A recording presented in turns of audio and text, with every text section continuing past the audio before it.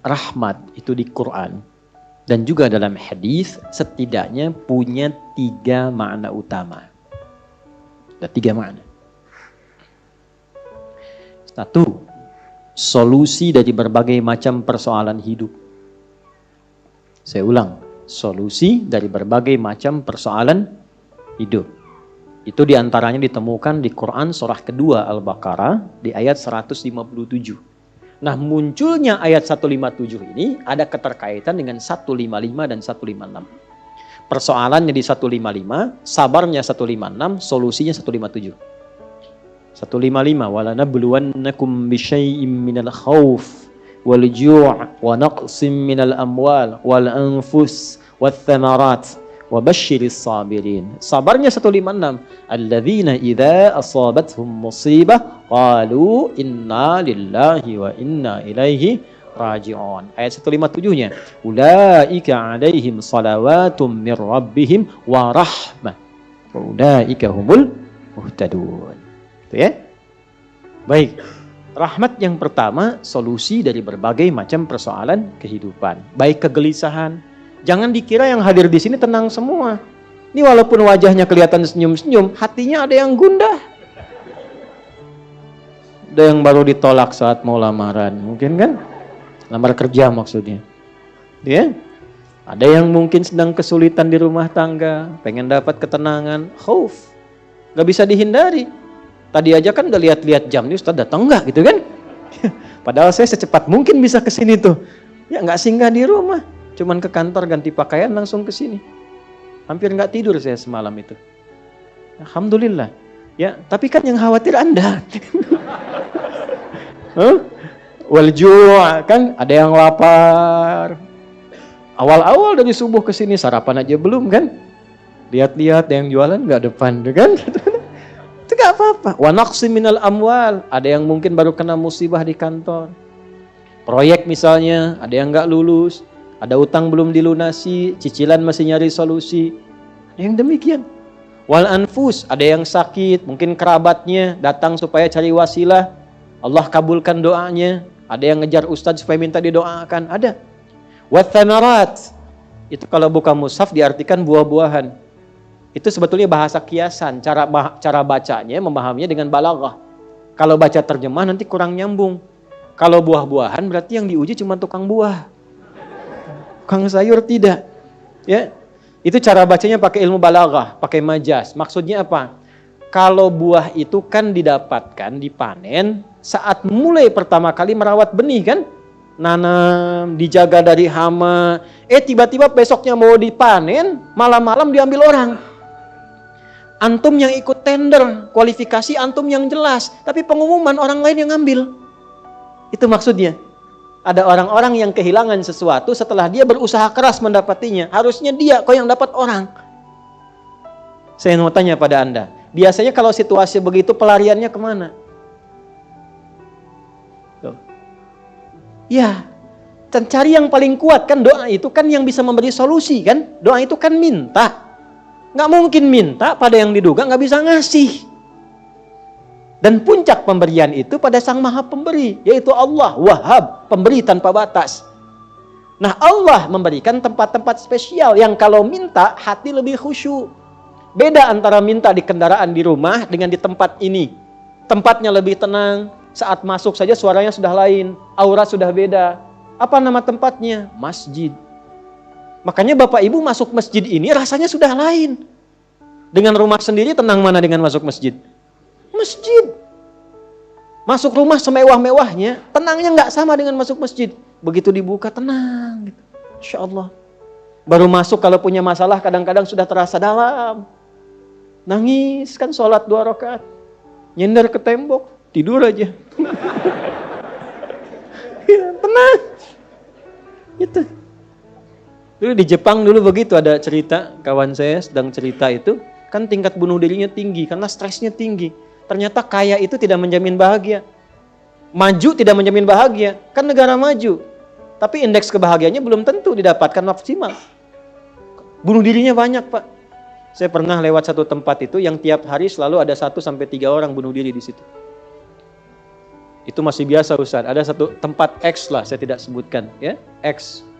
Itu tiap hari mayat bergeletak di mana aja. Sampai akhirnya wali kotanya punya ide, tapi ini nggak harus ditiru. Nyari solusi yang belum kedapati. Dibikin satu tempat di lokalisasi. Kalau mau bunuh diri di sini aja. Waktunya diatur.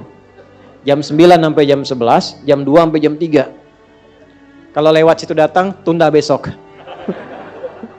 Diatur. Ya. Ini kisah nyata, satu kali ada orang kemudian pengen datang ke situ ketemu sama orang Islam. Mau kemana Pak? Bahasa kita lah, bunuh diri katanya. Jam berapa? Jam 1. Ini kan belum. Belum. Ikut saya aja dulu. Takut terlambat nih. Bener. Takut terlambat. Nanti kalau Anda merasa rugi, saya ganti apapun itu. Akhirnya ikut. Begitu ikut dibawa ke masjid, ya Allah. Dibawa ke masjid. Itu cuma duduk tunggu di luar, sedang ada pengajian. Duduk, begitu masuk, duduk ketiduran. Tidur, selesai pengajian, dilihat lagi sama yang muslim ini. Kok enak banget tidurnya. Ya kan?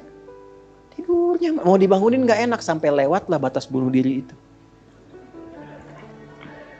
Karena lewat gak enak, dibangunkan, bangun. Katanya, wah bangun kan.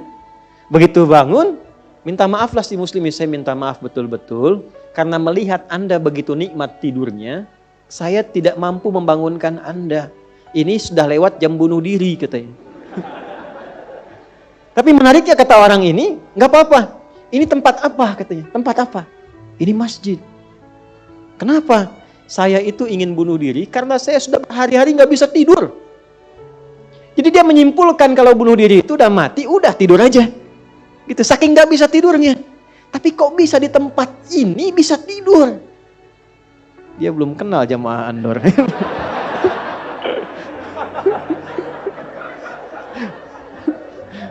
Tidur. Maka diperkenalkanlah dengan masjid. Masjid. Masuk Islam Pak. Asyhadu an la ilaha illallah. Asyhadu anna Muhammad Rasulullah. Itu cuman numpang istirahat samping masjid. Masuk Islam. Asbabnya tidur. Tuh. Orang ketiduran masuk Islam. Habis masuk Islam jadi rajin. Ada orang sudah muslim. Masuk masjid banyak tidurnya. Ya. Ayo bangun. Ya. Baik, itu satu. Jadi ternyata kenapa yang pertama rahmat? Karena Allah tuh maha tahu. Gak ada di antara hidup kita yang gak punya masalah. Pasti punya persoalan. Kalau sedang ditimpa persoalan, diuji, sabar dulu. Kata Allah, terima dulu. Karena hakikat dari ujian itu untuk meningkatkan kualitas hidup. Dan gak mungkin diuji kalau gak mampu.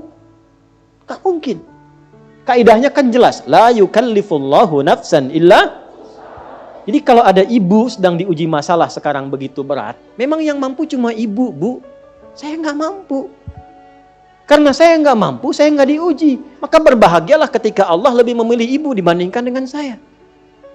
Sabar dulu. Dan hikmahnya apa? Ada nanti sesuatu yang besar di depan, yang butuh kesabaran lebih. Kalau yang sekarang nggak lulus, ke depan itu sulit untuk dihadapi. Karena itulah ditingkatkan kualitas terima dulu, tapi kan nggak usah lama-lama.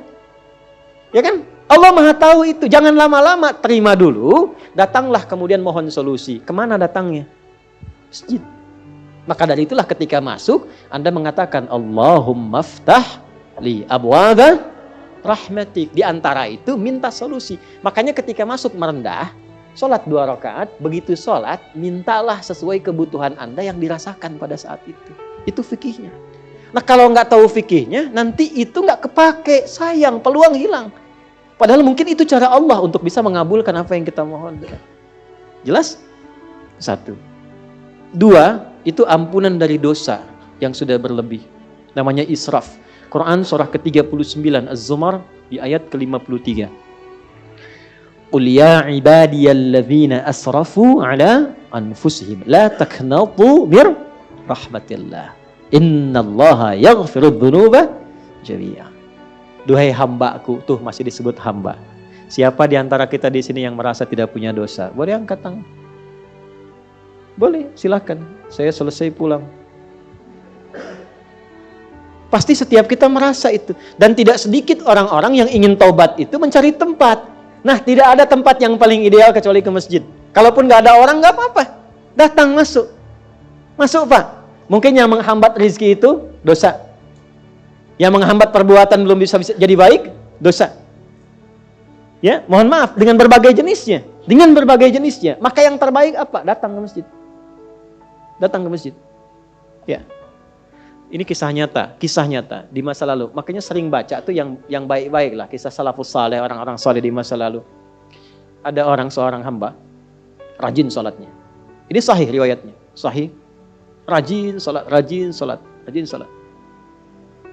Tapi yang menarik tertuliskan, ya, ketika malaikat itu mendapat informasi, di aras tertuliskan, ini termasuk bagian dari ahli neraka.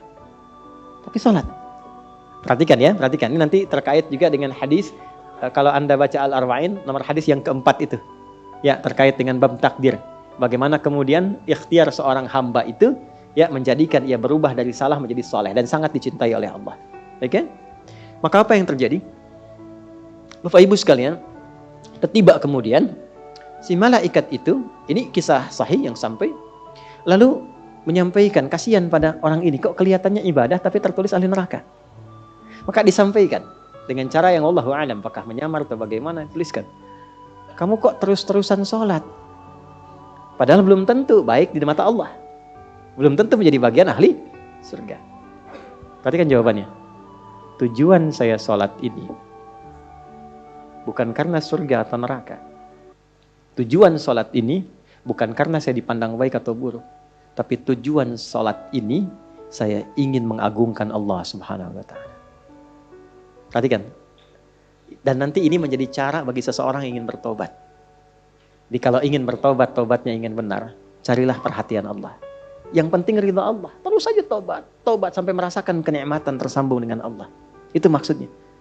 Jadi begitu keluar kalimat itu yang mengguncang arsy. Itu yang dijadikan oleh Allah pelajaran. Bahkan pada alam malaikat untuk mengenal bagaimana rahmat Allah itu diberikan. Mudah bagi Allah membuka, merubah, memutar, mudah. Tapi Allah ingin memberikan pelajaran bahkan di alam malaikat bagaimana kasih Allah diberikan. Begitu kalimat itu muncul, apa yang terjadi? Maka berubahlah di arsy namanya menjadi ahli surga. Ini riwayat sahih.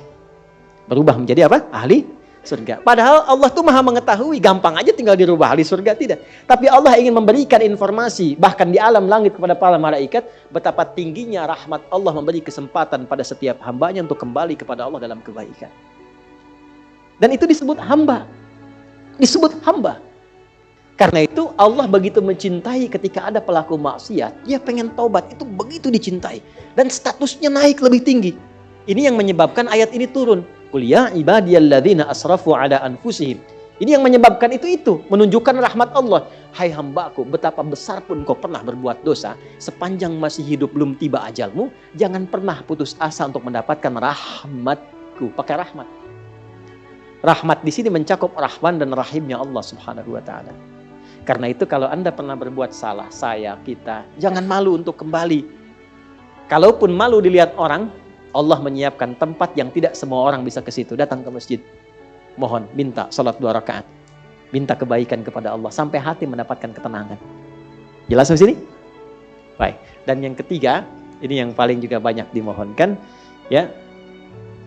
1, solusi. Yang kedua apa?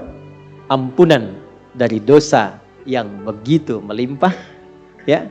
Dan yang ketiga, rahmat yang ketiga, kasih sayang yang memudahkan jalan-jalan kehidupan dunia sampai akhirat.